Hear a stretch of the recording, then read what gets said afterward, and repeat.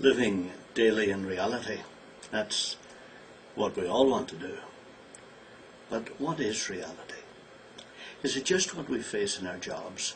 Getting enough money to keep us working so that we can have children, so that they can grow up like us, to get jobs, so that they can repeat the whole thing all over again until we all cease to exist? Is this the sum total of reality? Or is there some real reality behind this world that we see around us? I'll tell you the answer I've come to, but only if we can talk a little more together so that I have the chance to explain why I think this. Reality is that you personally have a loving Father who created the universe. He made you inside his only Son so that he could live a unique life in you here on earth. That's reality. Why do I say that? Because about 2,000 years ago, there lived a man who was actually that son of the creator of the universe. How do we know he lived on earth? Well, the British Museum in London has the details of his life in 2 old manuscripts written just about 300 years after he lived in Palestine. And there are over 4,000 other Greek manuscripts that have the same details. Some of them are dated only 70 years after he died. But besides these, many of the people who knew him wrote and talked about him in their books and letters.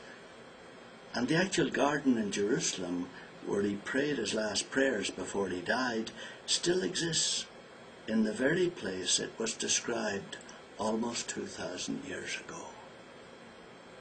So even though religious people have tried to turn this man into a mystical fairy tale figure, the facts of his life and history are clearer and more certain than those of any other man of that time. Reality is that he existed with the Creator before the world was made, and that was when your existence was planned. And now remember, I asked you to think with me a little longer so that you can see I'm not some kind of crazy fanatic.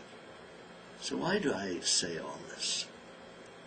First, because he himself, the Son of our Creator, actually lived here on earth in the 1st century of our era. That is, he was born about 6 BC, when the Roman Emperor Caesar Augustus decreed that a census of the whole world should be taken.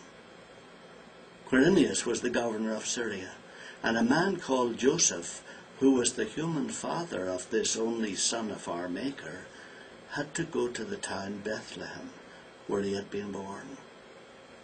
These facts are all recorded in government records and accepted as history by dozens of contemporary writers, many of whom are not themselves religious people. 50 years later, when many people were still alive who had been in Bethlehem at that time, the account of this Joseph and his miraculous son was circulating in written form throughout the 1st century world. So the history of this unique human being's life is inextricably intertwined with the local and national, political and public figures of the Mediterranean world of the 1st century. In the thousands of historical records, not one questions that this man actually lived on the earth at that time. Secondly, because the history of his actions and his words has been preserved so precisely, one is compelled to respect and examine closely the authenticity of his explanation of reality. His death and return to life are attested and recorded by ordinary people and by scholars who died because of their eyewitness accounts. So the serious thinker has no option but to delve deeply into the words this person spoke about the Creator that he called Father.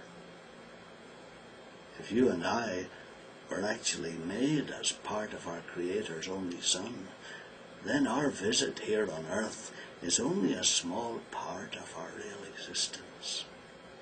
And our whole life opens up into something far more spacious and limitless than we ever imagined.